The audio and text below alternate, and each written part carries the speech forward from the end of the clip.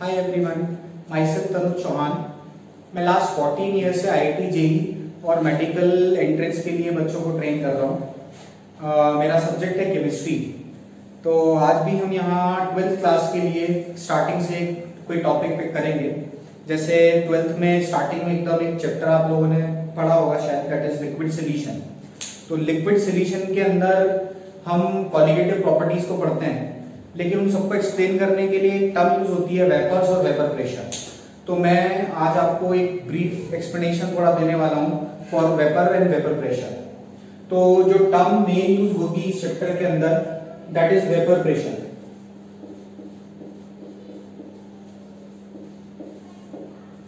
इस vapour pressure term को समझने के लिए पहले हमें एक वर्ड को समझना पड़ेगा प्रॉपर्ली, दैट इज वेपर्स। तो वेपर्स को समझने के लिए हम बोले अगर वैसे, तो हम कुछ ऐसा कहें कि सपोज करो मेरे पास किसी कंटेनर में क्लोज और ओपन ये वाटर रखा है, दैट इज H2O। अगर ये H2O मेरे पास है और वाटर का बॉइलिंग पॉइंट जो है दैट इज 100 डिग्री सेल्सियस, तो अगर मैं ये बोलूं कि वाटर लिक्विड मेरे पास है तो इट मीन्स कि मेरे पास यहाँ टेम्परेचर T की value less than 100 degree Celsius होगी।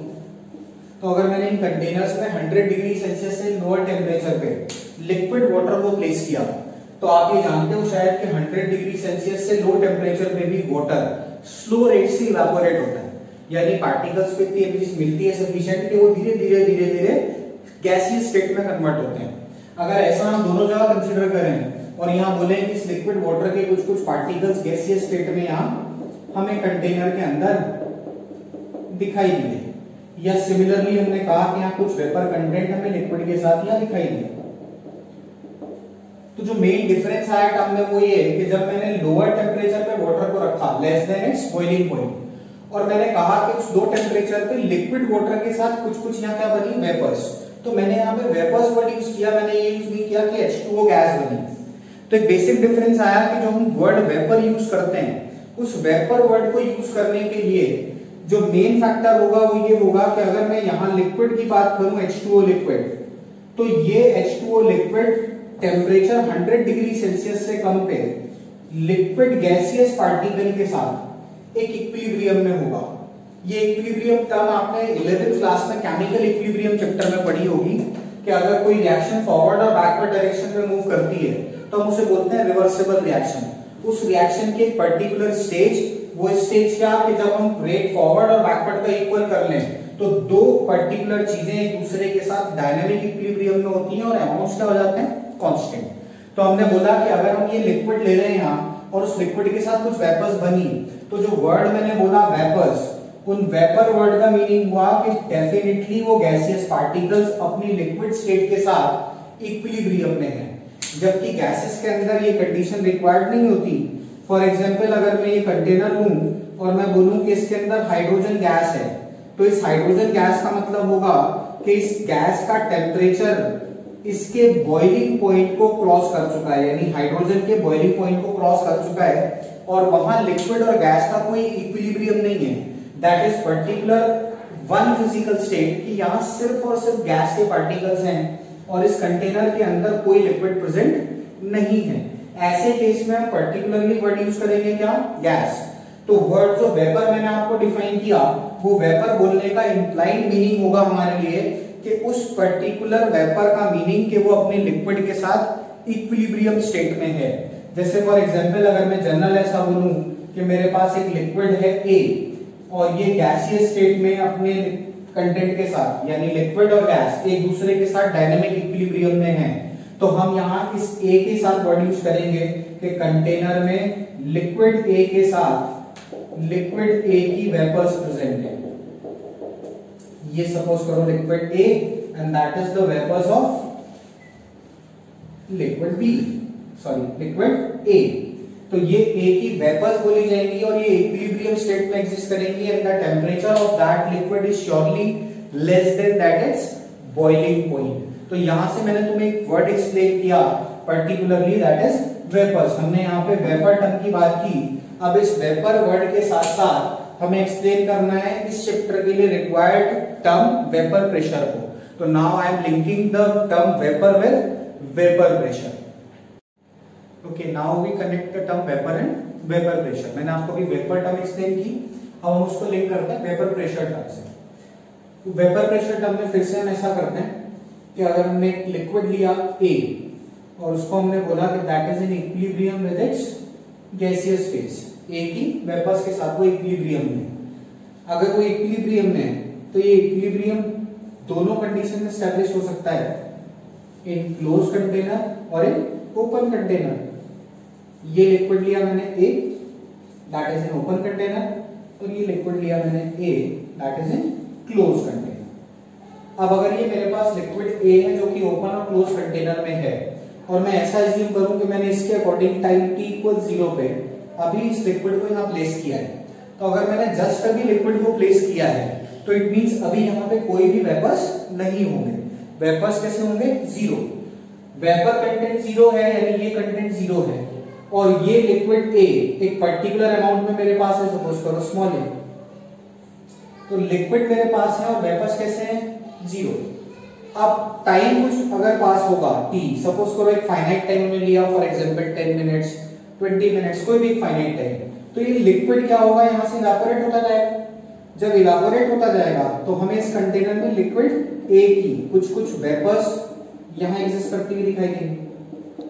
सिमेट्रिकली ऐसा क्लोज कंटेनर में भी होगा, यहां पे क्या होगा? हमें कुछ वेपर्स A की दिखाई देंगी। इन वेपर्स की बात अगर हम करें तो ये लिक्विड और ये गैस, ये दोनों इक्विलिब्रियम में, इट मींस लिक्विड रेगुलरली किसमें कन्वर्ट हो रहा है? इन गैसेस, और ये गैसेस पार्टिकल्स किसमें कन्वर्ट हो रहे हैं? In liquid. तो हम यहाँ दो प्रोसेस देखेंगे कि एक इवेपोरेशन से लिक्विड का वेपर्स में कन्वर्ट होना, और दूसरा कंडेंसेशन से वेपर्स का वापस लिक्विड में कन्वर्ट होना। अगर ऐसा होगा तो आप ये इक्विलिब्रियम में पढ़े होंगे कि यहाँ टाइम t = 0 से इक्विलिब्रियम स्टैब्लिश होने तक का टाइम एक फाइनाइट टाइम होगा, जो कि 10 मिनट, 15 मिनट, कोई भी फाइनाइट टाइम हो सकता है। उसके पहले तक की अगर हम बात करें तो लगातार उसके पहले तक लिक्विड A से अमाउंट गैसियस A की तरफ मूव करता रहेगा, यानी रेट ऑफ इवेपोरेशन हाई रहेगा और रेट ऑफ कंडेंसेशन लो। लेकिन एट इक्विलिब्रियम अगर हम बात करें तो इक्विलिब्रियम पर रेट ऑफ इवेपोरेशन और रेट ऑफ कंडेंसेशन, इनको मैं दो टर्म्स यहां पे शो कर देता हूं, rate of evaporation and rate of condensation. ये दोनों रेट्स क्या होंगे? एक दूसरे के इक्वल। रीजन, फॉरवर्ड रिएक्शन में अगर मैं मानूं कि लिक्विड वेपर में कन्वर्ट हो रहा है तो रेट ऑफ इवेपोरेशन, और बैकवर्ड रिएक्शन में अगर मैं मानूं कि वेपर्स कंडेंस हो रहे हैं तो रेट ऑफ कंडेंसेशन। तो इक्विलिब्रियम पे दोनों टर्म्स क्या होंगे? इक्विलिब्रियम पर इक्वल होंगे। अब अगर ये इक्वल होंगे तो हम इक्विलिब्रियम की ही दूसरी प्रॉपर्टी को यूज करते हैं कि एट इक्विलिब्रियम एक और चीज आप बोलते हो कि रिएक्टेंट्स जितने भी हैं और जितने भी प्रोडक्ट्स हैं, यानी R stands for reactants and P stands for product, in reactant और प्रोडक्ट्स की जो कॉन्सेंट्रेशंस हैं वो कॉन्सेंट्रेशंस कांस्टेंट हो जाती है। कॉन्सेंट्रेशंस इक्विलिब्रियम पे क्या हो जाती है? कांस्टेंट। रीजन, जिस रेट से लिक्विड ए गैस में यानी वेपर्स में कन्वर्ट हो रहा है उसी रेट से वेपर्स लिक्विड में जा रही है, यानी टाइम के साथ आपको अमाउंट ना लिक्विड में और ना वेपर में कन्वर्ट या चेंज होते हुए नहीं दिखेगा। अगर हमें कोई भी चेंज वेपर फेज के अमाउंट में या लिक्विड फेज के अमाउंट में नहीं दिखेगा तो अब हम यहाँ पे पर्टिकुलरली इस वेपर की बात करते हैं कि इस क्लोज कंटेनर में या इस ओपन कंटेनर में जो हमने वेपर कंटेंट लिया, ये वेपर के पार्टिकल्स प्रैक्टिकली गैसियस फेज को रिप्रेजेंट कर रहे हैं, यानी इन वेपर्स को मैं बोल सकता हूं कि these vapours are representing the gaseous phase of that liquid A। ये लिक्विड A की गैसियस स्टेट को रिप्रेजेंट कर रही है, और गैसियस स्टेट के अंदर हम गैसियस स्टेट चैप्टर से डिफाइन करते हैं कि gaseous particles random zigzag path पर मूव करेंगे, रैंडम जिगजैग पाथ पर मूव करेंगे और मूव करते हुए कंटेनर के सरफेस के साथ और इस लिक्विड के सरफेस के साथ कोलिजन भी करेंगे। अब अगर हम यहाँ ये कंडीशन अप्लाई मान लें कि ये गैस के जितने भी पार्टिकल्स हैं ये रैंडम जिगजैग पाथ पर मूव कर रहे हैं और मूव करते हुए इस लिक्विड की सरफेस से कोलिजन कर रहे हैं, तो हम रेट ऑफ इवेपोरेशन और कंडेंसेशन के साथ साथ इस क्लोज कंटेनर में और इस ओपन कंटेनर में एक और फिनोमेनन देखेंगे कि ये वेपर के पार्टिकल्स लिक्विड की सरफेस पर क्या कर रहे हैं, कोलिजन्स कर रहे हैं। कोलिजन्स की वजह से किसी भी लिक्विड की सरफेस पर, कोलिजन्स की वजह से किसी भी लिक्विड की सरफेस पर एक फोर्स अप्लाई होगा। नो डाउट फिजिक्स के अकॉर्डिंग अगर आप बोले तो फिजिक्स के अकॉर्डिंग हम फोर्स को कैलकुलेट करने के लिए कंडीशन यूज कर सकते हैं rate of change of momentum. यानी अगर मैं गैसियस पार्टिकल्स का कुछ मास कंसीडर करूं और मैं बोलूं ये किसी वेलोसिटी v से लिक्विड के पार्टिकल्स यानी सरफेस के साथ कोलिजन करते हैं, तो इन कोलिजन्स में गैस के पार्टिकल्स यानी वेपर्स के पार्टिकल्स का मोमेंटम चेंज होगा। सिमेट्रिकली वो मोमेंटम चेंज इस लिक्विड की सरफेस का भी होगा। तो हम उस मोमेंटम के चेंज का अगर रेट फाइंड करते हैं यानी rate of change of momentum, तो that is called force according to physics. तो हम फिजिक्स का अगर ये फोर्स का कॉन्सेप्ट अप्लाई करें तो हम बोलेंगे लिक्विड की सरफेस पर रेगुलरली गैस के पार्टिकल से फोर्स अप्लाई करते हैं, और अगर ये फोर्स अप्लाई करते हैं तो हम अगर यहां लिक्विड की सरफेस का एरिया फाइंड कर लें, सपोज करो मैं उस सरफेस एरिया को कैपिटल ए से रिप्रेजेंट करता हूं, तो अगर हम उस एरिया को ले लें ए और जो फोर्स इन वेपर्स के पार्टिकल्स ने कोलिजन से अप्लाई किया उसको हम ले लें एफ, तो हम यहां लिक्विड की सरफेस पर एक प्रेशर देख सकते हैं that is force per unit area, और हम इस प्रेशर को या तो प्रेशर ऑफ गैस यानी वेपर्स के पार्टिकल्स ने सरफेस पर जो प्रेशर अप्लाई किया प्रेशर ऑफ गैस यानी पी गैस, या तो टर्म वेपर प्रेशर से रिप्रेजेंट करते हैं। तो वेपर प्रेशर को अगर मैं डेफिनेशन से डिफाइन करूं तो we can say that vapour pressure is the pressure exerted by gaseous particles on the surface of liquid in the state of equilibrium। यहां खास बात है कि आपको वेपर प्रेशर की डेफिनेशन में किसी भी लिक्विड की वेपर्स के उसकी लिक्विड की सरफेस पे प्रेशर को रिप्रेजेंट करते हैं, लेकिन उस वेपर के साथ साथ या प्रेशर के साथ साथ जो इंपॉर्टेंट टर्म है that is at equilibrium. Equilibrium के पहले तक जो प्रेशर ये वेपर्स अप्लाई करती हैं उसे हम वेपर प्रेशर डिफाइन नहीं करते। मेरी बात ध्यान से सुनना फिर से। स्टार्टिंग में लिक्विड का अमाउंट ए और वेपर्स का 0 था। इक्विलिब्रियम आने तक गैस का एक पर्टिकुलर कांस्टेंट अमाउंट यहां जनरेट होगा, लेकिन उसके पहले तक वो अमाउंट लगातार चेंज होता जाएगा। तब तक जो प्रेशर जनरेट होगा वो प्रेशर हम वेपर प्रेशर की टर्म की तरह यूज नहीं करेंगे। वेपर प्रेशर की तरह यूज करने के लिए ये होना बहुत जरूरी है कि हमारे पास टर्म हो एट इक्विलिब्रियम।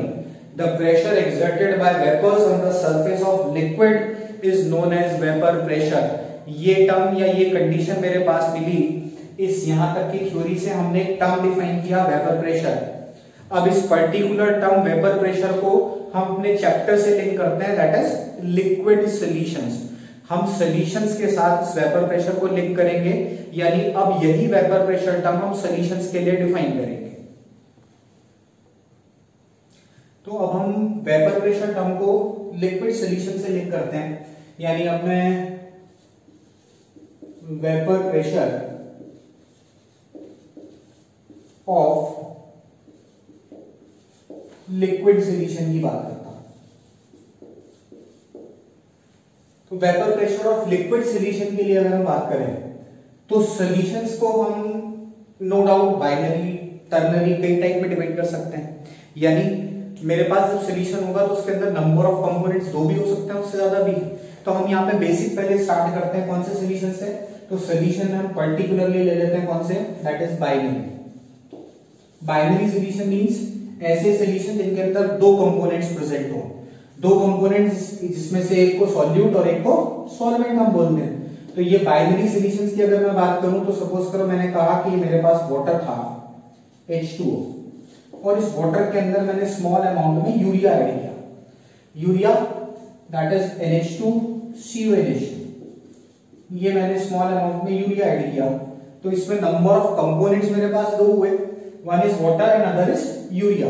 इन 2 कंपोनेंट्स के साथ अगर मैंने मिक्स किया तो वी सेड दैट ये बाइनरी सॉल्यूशन है। बाइनरी सॉल्यूशंस के अंदर एक सॉल्यूट और एक सॉल्वेंट, 2 कैटेगरीज मेरे पास हो सकती हैं। इन 2 कैटेगरीज में अगर मुझे वेपर प्रेशर टर्म को लिंक करना है तो वेपर प्रेशर हम दो अलग अलग तरीके से बाइनरी सॉल्यूशन के लिए एक्सप्लेन करेंगे। फॉर एग्जांपल जैसे अगर मैं ये कहूं कि यहाँ वाटर जो लिक्विड था ए, इसको मैंने ए डिनोट किया और जो यूरिया था उसको मैंने बी डिनोट किया।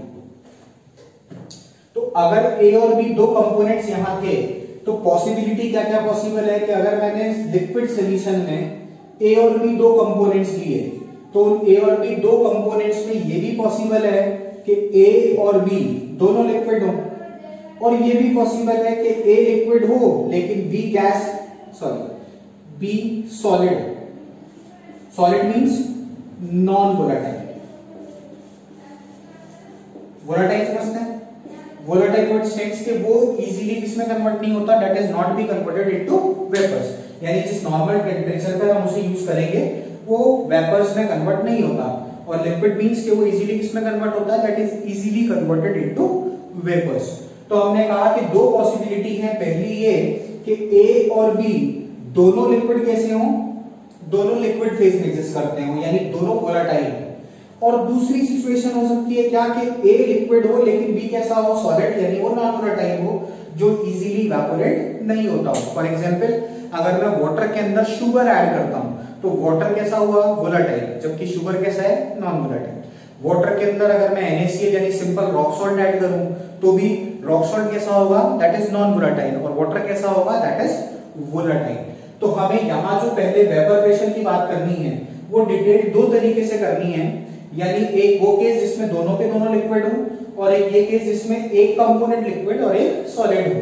तो नो डाउट पहले हम बेसिक लेवल पे जब स्टार्ट करेंगे तो हम पहले उन सॉल्यूशंस की बात करेंगे जिसके अंदर एक ही कंपोनेंट लिक्विड स्टेट में हो, क्योंकि यहां हमें दोनों के वेपर प्रेशर कंसीडर करने हैं। तो firstly we start with a solution in which one component is volatile and other is non volatile. तो अगर एक कंपोनेंट वोलेटाइल और एक नॉन वोलेटाइल होता है तो हम इस सॉल्यूशन को या वेपर प्रेशर डिस्कस करते टाइम हम इसको एक पर्टिकुलर टर्म से रिप्रेजेंट करते हैं या तो यूज करते हैं, that is vapour pressure of non volatile solute, यानी वेपर प्रेशर उन सॉल्यूशंस का जिसमें से सॉल्यूट कैसा हो, नॉन वोलेटाइल हो। तो ये मेरे पास पहला केस होगा जिसके अंदर इजी होगा कि हमारे पास एक ही चीज लिक्विड है और एक ही चीज इवेपोरेट होगी। इस केस को हम फर्दर आगे डिस्कस करेंगे जिसमें दोनों कंपोनेंट्स क्या होंगे, लिक्विड स्टेट में होंगे। तो अगर हम पहले केस की बात करें जिसमें हमने बोला first A is liquid and B is solid, for example जैसे मैंने यहां दिखाया वाटर एंड यूरिया, तो वाटर और यूरिया अगर मैंने मिक्स किया है तो नो डाउट इस सॉल्यूशन के अंदर दो कंपोनेंट्स प्रेजेंट है। ये मैंने आपको यहाँ पे वाटर दिखाया लिक्विड, सपोज करो मैं यूरिया के लिए बोलूं कि ये जो मैंने डॉट्स लिए ये यूरिया के पार्टिकल्स हैं, तो सॉल्यूशन के अंदर सॉल्यूट और सॉल्वेंट दोनों प्रेजेंट है। यूरिया यानी जो रेड डॉट से मैंने रिप्रेजेंट किया ये नॉन वोलेटाइल है, जबकि ब्लू कलर का लिक्विड वाटर वोलेटाइल है। अगर इस सॉल्यूशन के अंदर दोनों कंपोनेंट्स प्रेजेंट हैं तो यहाँ एक डिफरेंस क्या होगा कि सरफेस पर जो पार्टिकल्स हैं वो सरफेस पर पार्टिकल्स केवल वाटर के ना होकर कुछ कुछ यूरिया के भी हैं, लेकिन यूरिया कैसा है, दैट इज नॉन वोलेटाइल, यानी ये इस कैटेगरी में आता है कि ये वोलेटाइल नहीं है। सिर्फ कौन वोलेटाइल है, दैट इज वाटर, ये लिक्विड स्टेट से किसमें कन्वर्ट होता है, वेपर फेज में कन्वर्ट होता है। तो हम अब डिफरेंस देखेंगे क्या कि अगर मैंने ये सॉल्यूशन लिया वाटर का जिसके अंदर मैंने स्मॉल अमाउंट में यूरिया ऐड किया, अब यूरिया अगर प्रेजेंट है तो यूरिया के कुछ पार्टिकल सरफेस पर आएंगे। इवेपोरेशन का प्रोसेस हमेशा कहां से मूव करता है, that is from the surface. Boiling जो होती है और इवेपोरेशन जो होता है दोनों में ये भी एक बेसिक डिफरेंस है, that evaporation takes place only from the surface and the boiling takes place from the bulk. यानी यहां जो हम इवेपोरेशन वर्ड यूज करेंगे कि अब ये लिक्विड वेपर्स में कन्वर्ट होगा, उन वेपर्स के लिए हम वेपर प्रेशर टर्म डिफाइन करने वाले हैं, लेकिन एक डिफरेंस आया कि ये वेपर्स कहां से फॉर्म होंगी, that is only by surface, और सरफेस पे कुछ पार्टिकल्स किसके हैं, यूरिया के।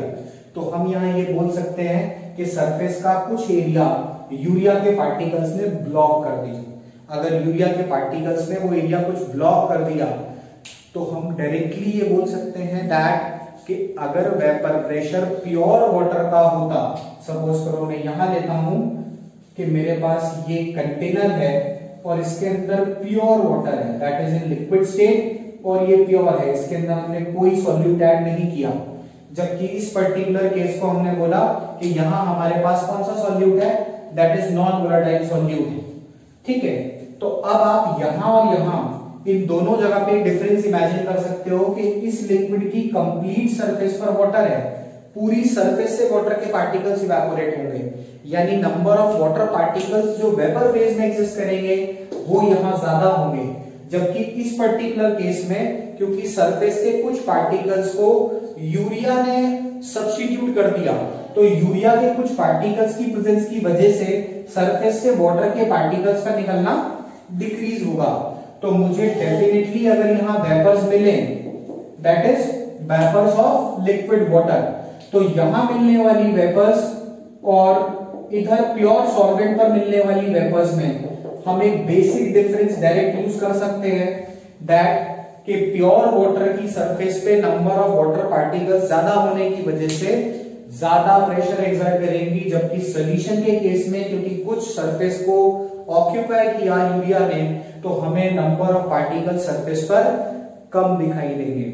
अगर ऐसा होगा तो हमारे पहले केस का रिजल्ट होगा कि अगर vapour pressure of non volatile solute की हम बात करते हैं, तो इस केस में हम एक रिजल्ट डायरेक्ट यूज कर सकते हैं, that vapour pressure of solution, अगर मैं ये बोलूं PS, तो ये वेपर प्रेशर है और मैंने इसको सॉल्यूशन के लिए यूज किया, S स्टैंड्स फॉर सॉल्यूशन। तो अगर ये PS वेपर प्रेशर यहां है और अगर मैं प्योर सॉल्वेंट के लिए बोलूं कि वो P0 है, नॉट स्टैंड्स फॉर कि उसके अंदर कोई सॉल्यूट नहीं है, तो P0 जो है वो वेपर प्रेशर है, किसका, वेपर प्रेशर ऑफ सॉल्वेंट। तो श्योरली आप ये यहां से रिजल्ट बोल सकते हैं मेरे इस एक्सप्लेनेशन के बेस पर, that the vapour pressure of solutions are always less than that of pure solvents, यानी vapour pressure solution vapour pressure of pure solvent से सेम कंडीशंस के अंदर श्योरली कम मिलता है। और उसके कम मिलने का रीजन क्योंकि सरफेस के कुछ पार्टिकल्स पर, सरफेस के कुछ एरिया पर सॉल्यूट के पार्टिकल्स की प्रेजेंस उस वाटर के मूवमेंट को ब्लॉक करती है या किसी भी लिक्विड के मूवमेंट को ब्लॉक करती है, जिस वजह से नंबर ऑफ पार्टिकल्स कोलिजन करने के लिए यहां कम और यहां ज्यादा होते हैं। That's why we use direct as a statement or as a result that vapor pressure of a solution with non-volatile solute is always less than that of pure solvent. Non-volatile solutes के साथ किसी भी solution का vapor pressure हमेशा pure solvents के vapor pressure से कम होता है। यहाँ जो मैंने तुम्हें एक्सप्लेन किया वो मैंने थ्योरेटिकल एस्पेक्ट के बेस पर ये एक्सप्लेन किया कि ये PS का वैल्यू कम होगा। नो डाउट इस चैप्टर में आगे फर्दर डिस्कशन पर हम इसको और थोड़ा ब्रीफली देख सकते हैं कि हम यहाँ पर कैसे ये बात कह पा रहे हैं कि डेफिनेटली यहीं पर प्रेशर कम है। तो मैं इस टॉपिक को अब आगे बढ़ाता हूँ नेक्स्ट स्टेज पे। हम इस टॉपिक के बाद ये जो वेपर प्रेशर के अंदर डिक्रीमेंट आया है इसको एक लॉ से लिंक करते हैं, that is routes law. Solutions जो होते हैं वो vapour pressure of pure solvent से कम है, यानी हमने डिस्कशन कर चुके that value of PS is less than P0। यहाँ PS किसका वेपर प्रेशर है, दैट इज ऑफ सॉल्यूशन, और P0 is the vapour pressure of solvent. अब इस रिलेशन के साथ PS P0 से कम है तो हमें नेक्स्ट चीज लिंक करनी है कि ये कम है तो कितना कम है और किस चीज पर डिपेंड करने वाला है। ओके, इस चीज को हम प्रॉपर डिफाइन करते हैं राउट्स लॉ से। राउट्स लॉ के अंदर क्योंकि वर्ड है लॉ, तो लॉ मींस कि प्रैक्टिकल प्रूवन फैक्ट है, लेकिन हम इसको देखो फिर से एक सिंपल थ्योरी या सिंपल एक्सपेक्ट से लिंक कर सकते हैं जो भी हमने अभी डिस्कस किया। वो क्या कि अगर मैंने सपोज करो ये बोला कि मेरे पास ये कंटेनर था, इस कंटेनर में मेरे पास A और B दो कंपोनेंट्स थे, one is liquid other is solid. तो सपोज करो मैंने बोला कि A सॉलिड है यानी नॉन वोलेटाइल और B एक लिक्विड है, B इज अ लिक्विड। तो A सॉलिड हुआ और B एक लिक्विड हुआ, तो अगर मैंने इन दोनों को मिक्स किया तो यहां मुझे दोनों के पार्टिकल्स दिखाई देंगे, यानी सॉल्यूशन के अंदर A और B दोनों के पार्टिकल्स प्रेजेंट होंगे। ऐसा कुछ हमने ये फिगर आउट किया कि यहाँ पे सॉल्यूशन के अंदर दो चीजें प्रेजेंट है। अब अगर ये दोनों चीजें सॉल्यूशन के अंदर प्रेजेंट है तो हम यहाँ बोले कि सरफेस पर फिर से नो डाउट लिक्विड B के पार्टिकल्स हैं, लेकिन कुछ कुछ सॉलिड A के पार्टिकल्स भी प्रेजेंट है। इवेपोरेट सिर्फ कौन होने वाला है, बी। हम वेपर प्रेशर टर्म किसके लिए डिफाइन करने वाले हैं, that is only for B. इसी के वेपर प्रेशर को हमने क्या लिखा, that is pressure of solution. Reason, मैंने बी लिक्विड का प्रेशर यहां देखना है, और क्योंकि ए इवेपोरेट होता ही नहीं, तो जो भी प्रेशर बी का होगा वही प्रेशर क्या होगा, that is the pressure of solution. इसलिए मैंने वेपर प्रेशर ऑफ बी को ही क्या बोला, पीएस। आप इसको नो डाउट पर्टिकुलरली ये भी बोल सकते हो कि एक्चुअल में वो प्रेशर ऑफ बी है, बी की वेपर्स का प्रेशर हम यहाँ डिस्कस करने वाले हैं। लेकिन क्योंकि ए इवेपोरेट होता ही नहीं, तो हम उसको डायरेक्टली किस नाम से यूज करते हैं, दैट इज पीएस। अब अगर ये पीएस मेरे पास है, यानी प्रेशर ऑफ सॉल्यूशन, तो ये प्योर सॉल्वेंट, यानी अगर मैं इस कंटेनर में प्योर वाटर लेता, प्योर बी लेता, ये बी मेरे पास हुआ, that is in liquid phase. तो अगर मैं इस प्योर लिक्विड बी को यहां लेता, तो यहां पर वेपर प्रेशर की वैल्यू पी नॉट डेफिनेटली से ज्यादा होती, ऐसा हमने डिस्कस किया। अब यहां और यहां जो डिफरेंस जनरेट हुआ है वो किस वजह से हुआ, that is due to the presence of particles of air on the surface. तो क्या मैं ये बोल सकता हूं कि ए की सरफेस पे ए के पार्टिकल्स का प्रोपोर्शन हम मोल फ्रैक्शन से फाइंड कर सकते हैं, क्योंकि हमने डायरेक्ट टर्म कॉन्सेंट्रेशन में यूज किया है mole fraction. Mole fraction is XA and XB, component ए और बी का मोल फ्रैक्शन। तो XA को यूज करने के लिए तरीका, that is moles of A upon total moles, जो कि हमें टर्म से भी समझ आ रहा है। मोल फ्रैक्शन, मोल का फ्रैक्शन है, और इस फ्रैक्शन को हमें टोटल नंबर ऑफ पार्टिकल से रिलेट करना है। तो मैंने बोला ए का मोल फ्रैक्शन अगर चाहिए x, तो Na by Na plus Nb। Symmetrically अगर मुझे b का मोल फ्रैक्शन चाहिए, तो that is Nb upon Na plus Nb। यानी a के मोल फ्रैक्शन और b के मोल फ्रैक्शन के लिए हम a के मोल्स और या b के मोल्स को टोटल नंबर ऑफ मोल्स से डिवाइड करेंगे। अब इस फ्रैक्शन को आप समझो कि एक तरीके से ये इस फ्रैक्शन को रिप्रेजेंट कर रहा है कि टोटल मोल्स के रिलेटिव a के मोल्स कितने हैं, और यही चीज मुझे यहाँ सरफेस पर चाहिए। सॉल्यूशंस के अंदर हमने एक और वर्ड यूज किया होता है, होमोजीनियस, यानी सॉल्यूशंस की प्रॉपर्टी है कि वो किसी कंपोनेंट का होमोजीनियस मिक्सचर होता है। होमोजीनियस मिक्सचर मतलब जो पूरे सॉल्यूशन में कंपोनेंट है, that is also present on the surface. यानी सरफेस पर कितना फ्रैक्शन ए का प्रेजेंट है, क्या ये फैक्टर मुझे डायरेक्टली इस एक्से से नहीं मिल जाएगा। अगर मैं बोलूं कि ए के मोल्स ज्यादा है, तो मोल फ्रैक्शन ऑफ ए भी ज्यादा होगा, और अगर मैं बोलूं ए के मोल्स कम है, तो मोल फ्रैक्शन ऑफ ए भी क्या होगा, कम होगा। इट मींस कितना पाथ सरफेस ने ब्लॉक किया लिक्विड बी के लिए, ये हम डायरेक्टली किससे लिंक कर सकते हैं, that is by mole fraction. और सरफेस पर कितने पार्टिकल्स बी के हैं, इस चीज को हम लिंक कर सकते हैं, that is by mole fraction of B, यानी लिक्विड के मोल फ्रैक्शन से रिलेट कर सकते हैं। तो हम यहाँ पे जो राउट्स का यूज करने वाले हैं, उस राउट्स लॉ में थ्योरेटिकल फैक्ट बोला गया कि किसी भी सॉल्यूशन का प्रेशर, कौन सा solution, with non volatile solute, with non volatile solute, the pressure of solution is always directly proportional to its mole fraction। यानी किसी भी लिक्विड सॉल्यूशन में वेपर प्रेशर ऑफ लिक्विड अगर हमें रिक्वायर्ड है, तो लिक्विड कंपोनेंट के मोल फ्रैक्शन के डायरेक्टली प्रोपोर्शनल होगा उस सॉल्यूशन का प्रेशर। रीजन, अगर XB हाई है, तो XB की वैल्यू बड़ा होने का मतलब B के मोल सरफेस पर ज्यादा है, जितने ज्यादा पार्टिकल्स होंगे उतना ज्यादा बाहर आएगा। और अगर मैं बोलूं कि ये XB कम है, इसका मतलब मोल्स ऑफ B मेरे पास बहुत कम है, और मोल्स ऑफ B अगर मेरे पास कम है, तो ये श्योर हो गया कि सरफेस पे B के पार्टिकल्स कम होंगे। That is the Raoult's law, जो राउट्स ने प्रैक्टिकली प्रूव किया कि किसी भी नॉन वोलेटाइल सॉल्यूट की प्रेजेंस में सॉल्यूशन का वेपर प्रेशर है, that is proportional to XB। ये डायरेक्टली प्रोपोर्शनल होता है मोल फ्रैक्शन ऑफ सॉल्वेंट के। यहां हमने कांस्टेंट प्रोपोर्शनलिटी यूज किया।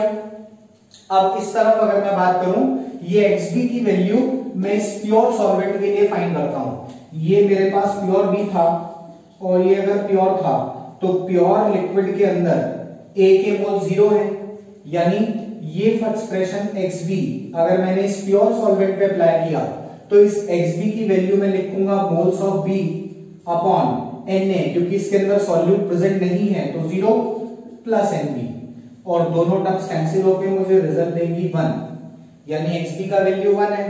तो हम बोल सकते हैं कि ये PS इसके प्रोपोर्शनल है XB, और xb का वैल्यू यहां कितना मिल रहा है 1, तो वी कैन से दैट कि इस प्योर सॉल्यूशन का जो प्रेशर होगा वो प्रोपोर्शनल टू xb होगा और वो वैल्यू किसके इक्वल है, दैट इज इक्वल टू 1।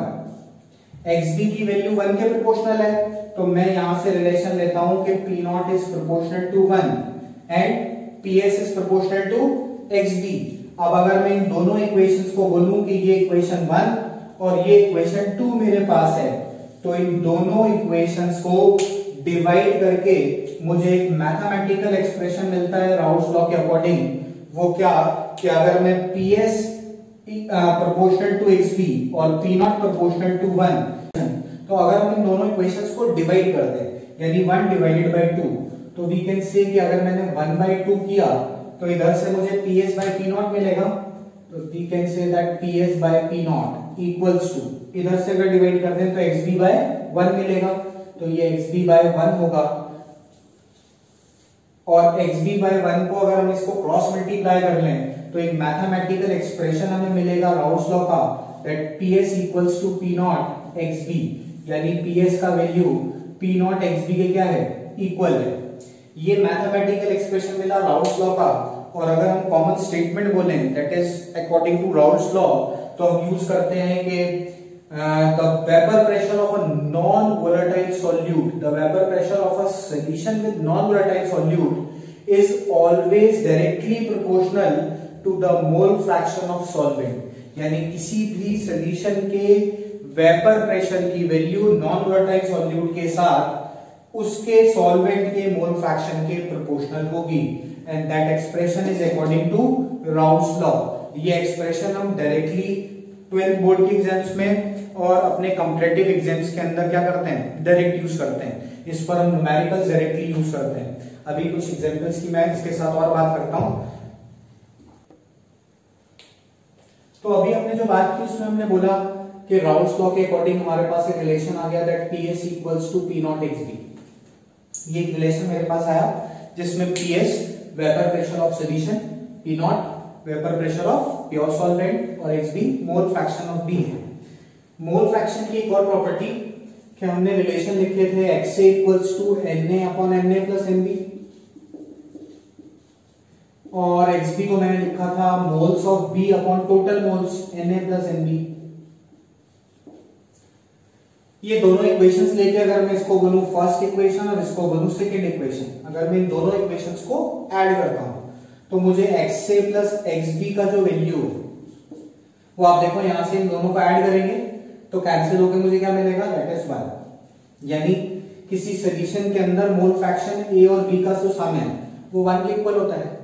इस रिलेशन से मैं xb की वैल्यू अगर इक्वेशन 1 में पुट करूं that is xb equals to 1 minus xa, xb का ये वैल्यू मैंने यहां पुट किया तो we got that ps equals to p naught into 1 minus xa। ये एक रिलेशन मेरे पास आया जहां पे ps vapour pressure of solution है, that is vapour pressure of solution, vapour pressure of solution, and that is vapour pressure of pure solvent.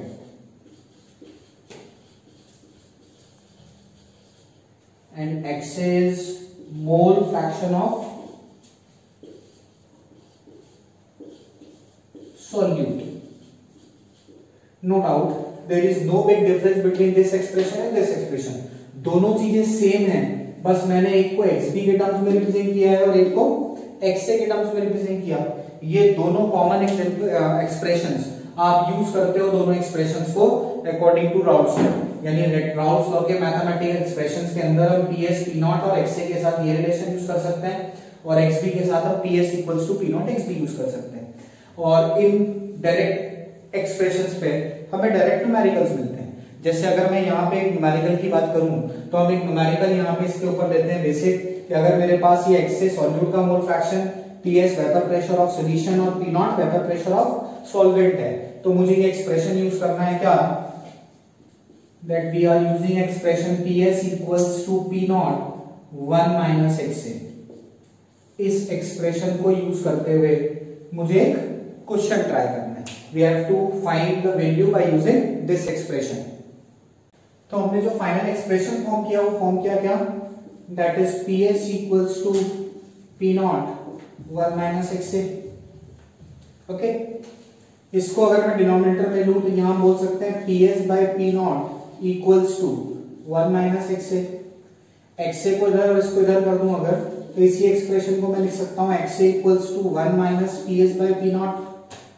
इसको LCM ले लें तो XA इक्वल्स टू होगा P naught minus PS upon P naught. ये expression मेरे पास है। राउल्स लॉ के अकॉर्डिंग ये एक्सप्रेशन मेरे पास हो गया। और अगर मैं इस एक्सप्रेशन को यूज करते हुए डायरेक्टली न्यूमेरिकल की बात करूं तो देखना एग्जांपल से हम इसको समझे अगर कि हम डायरेक्ट कैसे यूज कर सकते हैं। फॉर एग्जांपल मुझे क्वेश्चन में ये बोला that calculate the weight of urea present in a solution with 980 grams of water and 2% of vapor pressure lowering।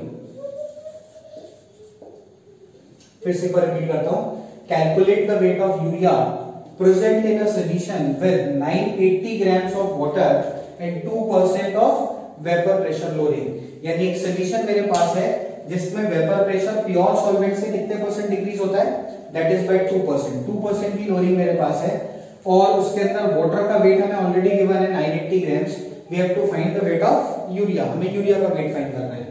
तो अगर मैं इस एक्सप्रेशन को यूज करूं इस डाटा के साथ, तो अगर 2% की वेपर प्रेशर की लोअरिंग है तो आप देखो ये यहाँ पे फ्रैक्शन यूज हुआ है, यानी ऊपर ये प्रेशर्स है, डिनोमिनेटर में ये प्रेशर्स। तो मैं डायरेक्ट यूज कर सकता हूँ इस चीज को कि 2% पे अगर मैं ये बोलूं कि P नॉट का वैल्यू 100 था, यानी that is the pressure of pure solvent. If it is 100 then the value of PS should be 98। कितना होना चाहिए उसको, 98 होना चाहिए। अगर ये PS 98 होगा और P नॉट 100 होगा तो अब इस XA पर आ जाओ, that is mole fraction of A। तो अगर मैं A के मोल फ्रैक्शन की बात करूं XA, तो ये होगा Na upon Na plus Nb, यानी मोल्स का ratio moles of A upon total moles. अगर ये मोल फ्रैक्शन टर्म मेरे पास आ गया तो हमने यहाँ पे यूज किया क्या कि Na moles of A, moles को हम लिखते हैं weight upon molecular mass W by M। Symmetrically Na means weight of A upon Ma, यानी weight upon molecular mass is number of moles. इधर आ जाओ Nb, that is weight of B upon molecular mass of B। मेरे expression के according जो A term था वो solute के लिए था and B stands for solvent. यहां पे देखो तो मेरे पास वाटर है 980 ग्राम्स, वो सॉल्वेंट है लिक्विड, और यूरिया मेरे पास सॉल्यूट है जो कि नॉन वोलेटाइल है। इट मींस मैं यहां अगर डाटा पुट करूं तो ये होगा WA, ये वेट ऑफ सॉल्यूट यानी वेट ऑफ यूरिया मुझे फाइंड करना है, तो मैंने उसको W लेट किया, W upon 60। Molecular mass of urea की अगर बात करें तो यूरिया का एक्सप्रेशन होता है NH2CONH2, यानी NH2CONH2 इज द यूरिया, तो इसका मॉलिक्यूलर मास होगा 60। इसको मैंने यूज किया equal to weight of urea upon 60, that is also WA upon Ma। Weight of solvent की बात करें तो वेट ऑफ सॉल्वेंट यहां से होगा 980 ग्राम्स, दैट इज 980 ग्राम्स, और divided by molecular mass that is 80। तो ये मेरे पास किसका वैल्यू है, दैट इज XA। एक और बात जो हम यूज कर सकते हैं वो ये कि मेरे पास टोटल जो सॉल्वेंट है यानी वाटर है वो 980 ग्राम्स है, और वेपर प्रेशर में लोअरिंग की वैल्यू सिर्फ 2% है। 2% means that we have a very small amount of solute, यानी सॉल्यूट का अमाउंट हमारे पास बहुत ही कम है। तो अगर सॉल्यूट का अमाउंट बहुत ही कम है then we can say that कि इस रेशो में मोल्स ऑफ ए के रिलेटिवली सॉल्यूट के मोल्स बहुत ही कम होंगे। तो we can neglect the term W by 60। फिर से समझना, क्योंकि वेपर प्रेशर का लोअरिंग सिर्फ 2% है। 2% लोअरिंग मींस कि हमारे पास सॉल्यूट का जो मोल फ्रैक्शन है वो बहुत ही कम है। It means moles of A moles of B के रिलेटिव बहुत ही कम है। तो हम यहां से अगर इसको नेग्लेक्ट कर दें तो ये XA का एक्सप्रेशन मेरे पास होगा that XA equals to W/60 ये मैंने निगलेक्ट कर दिया इंटू 980 डिवाइडेड बाय 18, ये न्यूमरेटर में आ जाएगा, दैट इज एक्स।